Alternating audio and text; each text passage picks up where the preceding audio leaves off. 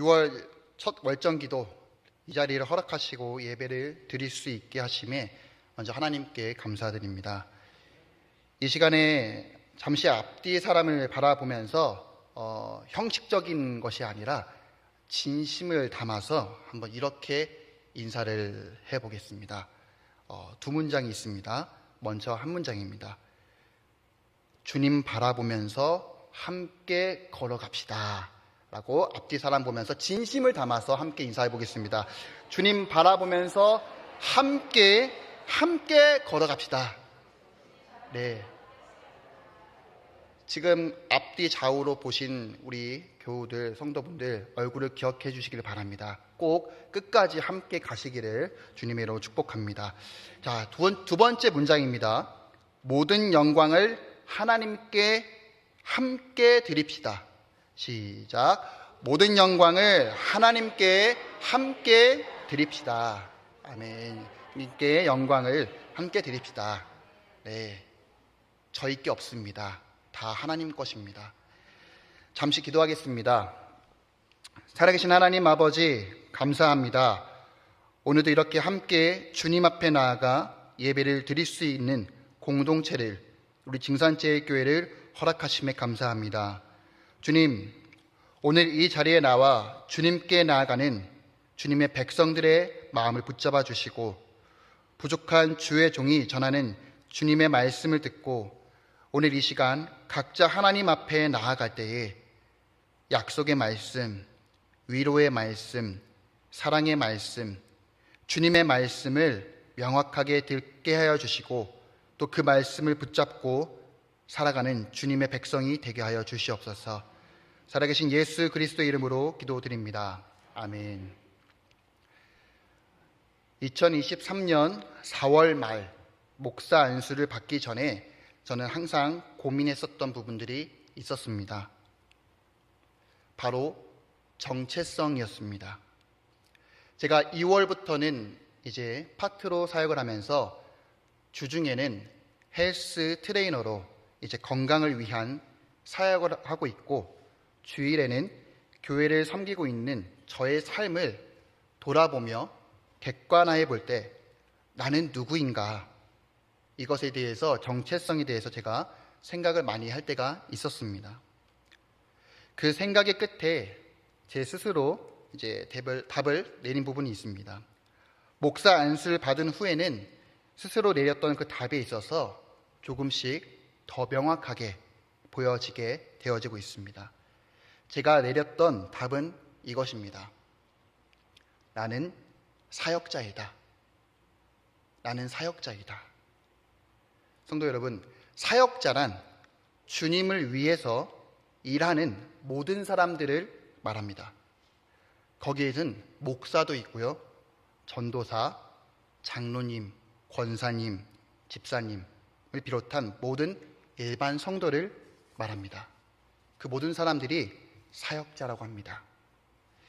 이처럼 사역자의 모습은 제각각 다른 모습을 보여주고 있습니다. 삶의 모습도 다르고요, 생각도 다릅니다. 살아왔던 모습이 다르기 때문에 가치관도 다릅니다. 그런데 한 가지 공통점이 있습니다. 바로 삶의 목적이 같다는 것입니다.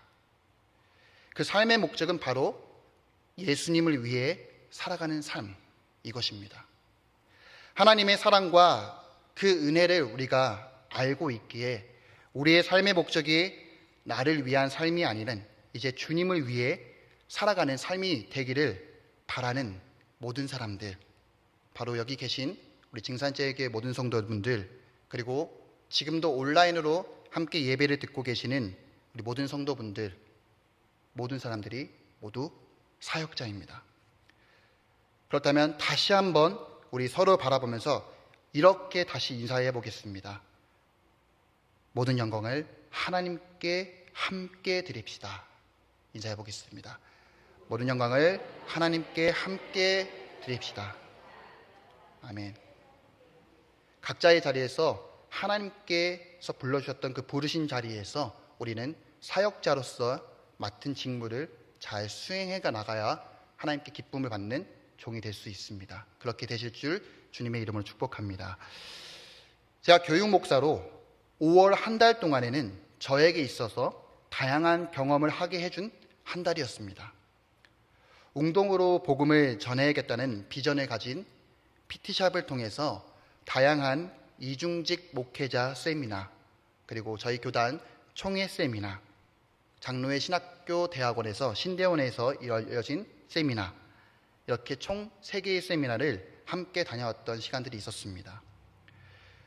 그곳에서는 다양한 모습으로 사역을 감당해 오신 목회자분들, 그리고 신대원 학우분들, 평신도를 바라보면서 어려운 환경이지만 그래도 내가 세상 가운데 나아가서 조금이라도 내가 할 수 있는 부분이라도 복음의 연결점을 찾고 사역을 감당하고 계신 그런 모습들을 바라보면서 제 안에 한 가지 단어가 생각나게 되어졌습니다. 바로 본질입니다. 다양한 사역의 모습들에 있어서 그 사역의 본질이 대체 무엇일까? 어떻게 하면 이렇게 움직이며 행할 수 있었던 그 동기가 무엇일까? 답을 우리가 다 알면서도 저도 다시 한번 돌아보게 되는 시간을 가지게 되었습니다. 예수님께서 이 땅에 보여주셨던 그 사역의 모습들, 그리고 사역의 본질은 하나님 아버지의 그 뜻을 이루기 위한 순종의 모습이라고 생각합니다. 그런데 여기서 조금 더 깊이 생각해 본다면 그 순종의 모습에서는 바로 사랑이 포함되어져 있습니다. 사랑하기 때문에 하나님의 뜻을 순종할 수 있었고, 사랑하기 때문에 우리를 구원하시기 위해 험한 십자가의 길을 걸어가실 수 있었습니다. 예수님을 따라 살아가기를 원하고 그 십자가의 길을 걷고자 하는 많은 사역자들의 그 마음에는 주님을 향한 그 사랑의 마음이 있었다라는 것을 다시 한번 생각하게 되어졌습니다. 사랑하는 증산제일교회 성도 여러분, 주님께서 우리를 사역자로 부르셨습니다. 각자의 자리에서 주님을 사랑하는 그 마음으로 하나님의 그 뜻을 이루기 위해서 십자가의 그 길을 걸어가시기를 주님의 이름으로 축복합니다. 오늘 말씀 제목은 교회의 본질입니다. 교회의 본질. 교회는 어떤 곳이며 교회의 본질은 무엇인지를 오늘 하나님의 말씀을 듣고 또 하나님의 시선으로 우리 함께 서로를 바라보면서 그 하나님의 마음을 깨달아서 나와 더불어 내 이웃을 돌아보고 조금 더 나아가서 우리 증산제일교회를 돌아보는 시간이 되시기를 바랍니다. 성도 여러분, 교회는 예수 그리스도를 주로 고백하며 따르기를 원하는 주님의 백성들이며 그 백성들이 함께 모여진 공동체이며 하나님의 나라입니다. 그리고 교회는 그리스도의 몸입니다. 첫 번째, 교회는 예수 그리스도를 주로 고백하며 따르기를 원하는 주님의 백성들입니다. 지난 2023년 5월 30일 서울에 거주하고 있는 서울 시민들에게 있어서 새벽 6시 좀 반 30분경을 인해서 잠시 큰 혼돈에 빠졌던 시간들이 있었습니다. 저는 경기도 주민이라서 그런 재난 문자를 받지 않았지만 서울 사람들은 다 그런 재난 문자를 받고 다 이렇게 놀랬다고 합니다. 바로 긴급 재난 문자 안내입니다. 다행히 재난 문자의 오발송으로 무사히 지나간 하루였지만 그 짧은 시간에 많은 사람들이 공포에 휩싸였고 대체 어디로 도망가야 되지? 어디로 대피해야 되지? 몰라서 우왕좌왕하는 시간들이 많이 있었습니다. 그런데 만약에 그 긴급 재난 문자 내용이 만약에 오발송이 아니었다면, 그게 정말로 사실이었다면 지금 저희는 이 자리에서 함께 예배를 드릴 수 없었을 것입니다. 또 많은 인명피해가 있었을 것이고 가족을 잃어버려서 홀로 남겨진 그 자리에서 울고 있고 통곡의 소리가 곳곳에서 울렸을 것입니다. 그리고 모든 시스템이 무너져서 아무것도 할 수 없는 그 상황에 빠져 많은 사람들이 혼란 가운데 있고 두려움과 걱정을 가지고 하루하루를 견뎌내가며 살아가고 있었을 것입니다. 다행히 사실이 아니기 때문에 오늘 하루도 감사히 살아갈 수가 있지만 다시 한번 우리가 돌아봐야 할 것은 바로 우리의 믿음입니다. 교회를 다니며 예수님의 말씀을 듣고 믿어서 신앙생활을 하는 부분에 있어서 그 본질은 바로 구원받기 위함입니다. 제 가운데 살아갔던 우리를 불쌍히 여겨주셔서 구원의 길, 그리고 그 생명의 길로 인도하시는 하나님의 그 은혜와 그 사랑의 말씀을 통해 주님은 오늘날 우리에게도 이렇게 말씀을 해주고 계십니다. 베드로전서 2장 9절 10절 말씀. 그러나 너희는 택하신 족속이요 왕같은 제사장들이요 거룩한 나라요 그의 소유가 된 백성이니 이는 너희를 어두운 데서 불러내어 그의 기이한 빛에 들어가게 하신 이의 아름다운 덕을 선포하게 하려 하심이라. 너희가 전에는 백성이 아니더니 이제는 하나님의 백성이요 전에는 긍휼을 얻지 못하였더니 이제는 긍휼을 얻은 자니라. 아멘. 성도 여러분, 저 역시도 마찬가지지만 우리에게 있어서 어떤 자격이 있어서 어떤 능력이 있어서 어떤 잘난 부분이 있어서 구원받을 수 있는 자격이 주어진 것이 아닙니다. 오직 하나님의 은혜와 사랑으로 구원받을 수 있고 그 생명의 길로 걸어갈 수 있는 자격이 하나님의 은혜로 우리에게 주어졌다는 그 사실을 잊지 마시기를 바랍니다. 교회는 예수 그리스도를 주로 고백하며 따르기를 원하는 주님의 백성들입니다. 자, 그렇다면 우리의 주인이 누구인지를 이제 다시 바라보고 초점을 맞춰가야 합니다. 주님은 우리를 교회로 불러주셨는데 교회된 우리의 모습 속에서, 사역자의 모습 속에서 만약에 주님이, 그 예수님께서 계시지 않는다면 교회로서의 그 기능을 잃어버리게 되는 것입니다. 사랑하는 징산제일교회 성도 여러분, 우리 모두는 주님의 그 십자가 사랑을 알고 깨닫는 자입니다. 그리고 우리 모두는 주님을 주로 고백하는 자들입니다. 그렇기 때문에 내가 받은 하나님의 사랑을 다시 한번 기억하며 그 사랑의 마음으로 아까 우리가 함께 인사했었던 좌우 앞뒤 사람들을 생각하면서 사랑의 마음으로 내 옆 사람을 위해 기도할 수 있게 되어지고 내가 받은 하나님의 말씀과 그 은혜를 경험을 주변 이웃들에게, 주변 사람들에게 알려서 하나님의 그 은혜와 그 하나님의 사랑과 그 하나님의 말씀을 더욱더 많이 풍성하게 나눌 수 있게 되어지는 것입니다. 하나님 앞에서는 우리 모두는 동일한 존재임을 기억하시기를 바랍니다. 내가 그 섬기는 그 자리에서 서로를 돌봐보면서 함께 하나님의 사랑을 나누시기를 바랍니다.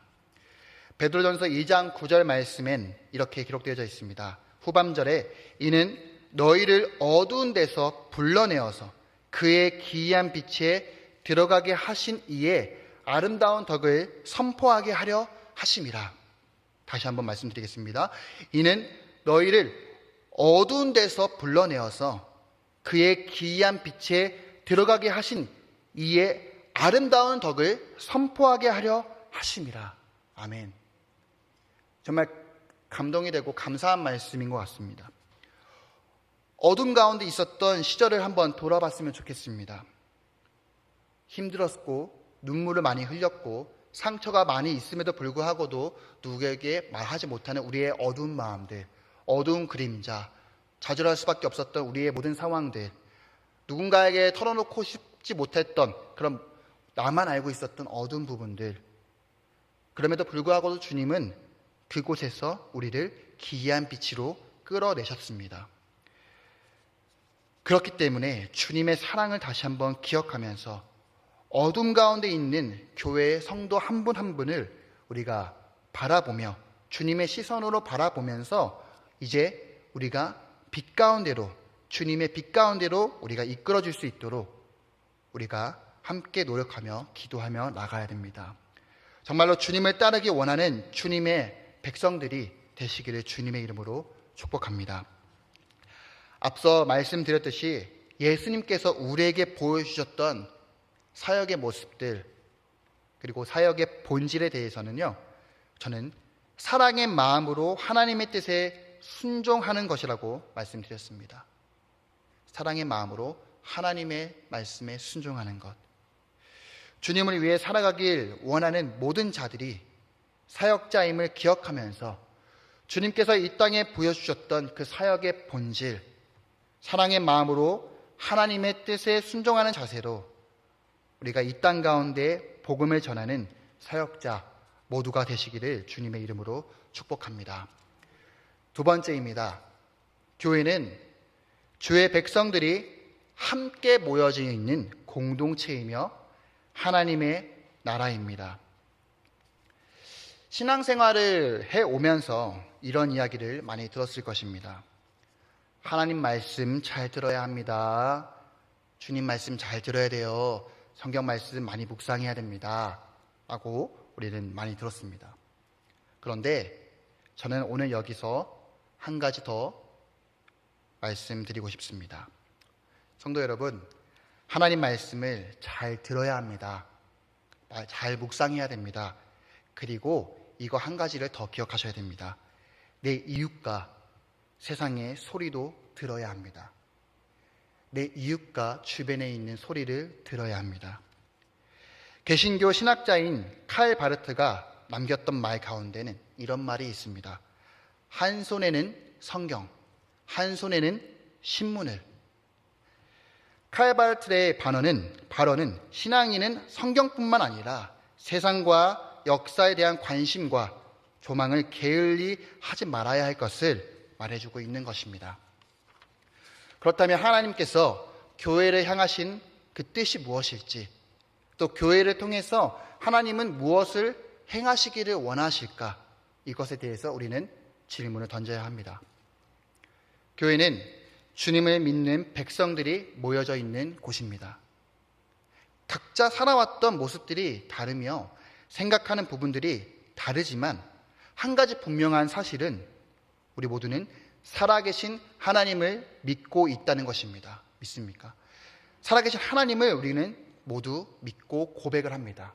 매주 주일마다 신앙 고백으로 항상 고백을 하죠. 베드로전서 2장 7절에서 8절 말씀, 그러므로 믿는 너희에게 보배이나 믿지 아니하는 자에게는 건축자들이 버린 그 돌이 모퉁이의 머릿돌이 되고 또한 부딪히는 돌과 걸려 넘어지게 하는 바위가 되었다 하였느니라. 그들이 말씀을 순종하지 아니하므로 넘어지나니 이는 그들을 이렇게 정하신 것이라. 세상의 기준에서는 아무짝에 쓸모없는 건축자들이 버린 돌이어도 하나님 나라 안에서 산돌이 되신 그 예수님께 모두 나아가 연합을 하게 된다면 세상에 보여져 있는 쓸모없는 그 돌이어도 하나님의 집에 가장 중요한 모퉁이 돌이 될 수 있음을 우리 모두 기억해야 합니다. 교회 안에는 잘 다듬어진 돌이 있는가 반면엔 날이 서고 날카로운 돌도 있을 수 있습니다. 상처가 주고받는 일들이 많이 있을 수 있습니다. 도저히 이해가 안 되는 일들도 많이 있을 수 있습니다. 그렇지만 주님은 오늘 이렇게 말씀하십니다. 우리 모두가 산돌 대신 예수님께 함께 나아가기를 원하고 그리고 주님과 연합하여서 하나님의 나라, 하나님의 그 거대한 집을 우리가 함께 이루어내야 되는 사역자의 소명이 있습니다. 그렇다면 교회 공동체로서 성도로서 함께 모여져 있는 이곳 교회에서 우리는 과연 어떠한 자세로 나아가야 할까요?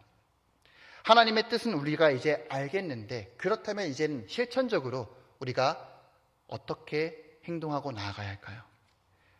베드로전서 2장 10절 말씀, 너희가 전에는 백성이 아니더니 이제는 하나님의 백성이요 전에는 긍휼을 얻지 못하였더니 이제는 긍휼을 얻은 자니라. 그리고 요한복음 13장 34절 말씀엔 이렇게 기록되어져 있습니다. 모두가 다 알고 있는 말씀입니다. 새 계명을 너희에게 주나니 서로 사랑하라. 내가 너희를 사랑한 것 같이 너희도 서로 사랑하라. 서로 사랑하라. 우리가 은혜 받은 자임을 기억하시기를 바랍니다. 내세우지 않고 낮아진 모습으로 서로 사랑하라. 가장 먼저는 이 사랑하는 마음으로 하나님께 함께 나아가야 합니다. 힘 빼야 되고요. 조용히 해야 되고요. 사랑하면서 소통하면서 나아가야 합니다. 내가 긍휼을 입은 자임을 꼭 기억하시기를 바랍니다. 그리고 그 긍휼을 입은 자로서 하나님의 사랑과 하나님을 그 은혜를 더 많이 받은 자로서 내가 긍휼하고 내가 긍휼히 베풀 줄 알고 더 사랑할 줄 알고 더 품어줄 수 있는 넓은 마음으로 나아갈 수 있기를 하나님께 나아가 기도하며 우리의 넓은 마음을 더 크게 해달라고 하나님께 간구해야 됩니다. 그런데 저도 이렇게 앞에서 말씀을 드리지만 저 역시도 어렵습니다. 사랑하는 게 정말로 어렵습니다. 원수를 사랑하라고 말씀하시는데 원수를 사랑하기가 정말로 어렵습니다. 내 노력과 내 의지로는 도저히 할 수가 없고 내 이성적인 생각으로는 할 수가 없습니다. 그래도 우리가 나아가야 할 제재는 바로 서로 사랑하라. 왜 서로 사랑하라고 말씀하셨을까? 말씀을 준비하면서 생각해 보니 주님의 마음이 또 마음속에 울려지게 되어지는 것 같습니다. 우리도 고집이 많고 우리도 주님의 말씀을 듣지 않을 때가 많이 있지 않습니까? 나도 꺾이지 않는 부분들, 맨날 돌아보며 돌아볼 때마다 하나님께 실망스러운 모습들을 많이 보여질 때도 많이 있을 텐데 그럼에도 불구하고도 예수님, 하나님은 우리를 끝까지 포기하지 않으시고 사랑해 주셨다는 것. 주님이 이미 보여주셨습니다. 그리고 죽음 가운데 부활하시고 승리하셨음을 보여주셨습니다. 그렇기 때문에 우리가 예수님을 바라봐야 하며 그렇기 때문에 예수님께서 우리에게 보여주셨던 그 사랑의 마음을 구해야 됩니다. 그 예수님의 사랑의 마음만이 우리가 서로를 사랑할 수 있는 마음이 될 줄 믿습니다. 인간의 마음은 유한합니다. 주님께서 주셨던 그 마음, 그 사랑의 마음은 무한합니다. 그 무한의 사랑의 마음을 우리가 구해야 됩니다. 다음으로 서로 배려하며 또 경청하고 나보다 남을 먼저 생각하는 자세로 나아가야 합니다. 욕심을 내지 말고 자랑하지도 말고 항상 겸손한 자세로 나아가야 합니다. 주님께서도 이 땅에서 사람들로부터 우러러 보일 수 있는 자리였음에도 불구하고도 주님은 항상 조심하셨고 겸손하셨습니다. 오히려 사람들에게 있어서 드러나는 것에 있어서 엄청 조심하셨습니다. 오직 하나님의 영광을 먼저 생각하셨기 때문에 자신의 모든 것을 내려놓고 오히려 낮은 자의 모습으로 배려하고 자신보다 남을 먼저 생각해주는 모습으로 한 사람 한 사람들에게 우리에게 다가와 주셨습니다. 교회 공동체로 모인 성도 여러분, 우리가 바로 본받아야 할 자세는 바로 주님의 모습, 주님의 성품을 닮아가야 함을 잊지 마시기를 바랍니다. 마음이 어려울수록, 내가 힘들수록 주님을 바라보시기를 바랍니다. 내가 산돌이 되지 않지만, 내가 깎이지 않는 날카로운 돌일 수 있을지라도 그때마다 내 안에 있는 모든 짐을 주님께 내어드리며 점점 산돌 대신 주님께 나아가야 합니다. 이렇게 주님을 닮아갈 때 처음에는 날이 선 날카로운 돌이었지만 어느새 모르게 자신의 욕심, 자신의 자랑, 세상의 죄가 주님의 사랑으로부터 조금씩 깎여지고 다듬어졌을 때 그때서야 오늘 찬양의 가사처럼 그때서야 비로소 정금과 같이 주님께 나아갈 수 있게 되는 것입니다. 우리 모두는요, 원석입니다. 깎여져 있지 않고 다듬어져 있지 않는 원석입니다. 주님은 원석을 좋아하시는 것 같습니다. 깎고 다듬어서 다이아몬드처럼, 보석처럼 정금과 같이 나아가시기를 주님의 이름으로 축복합니다.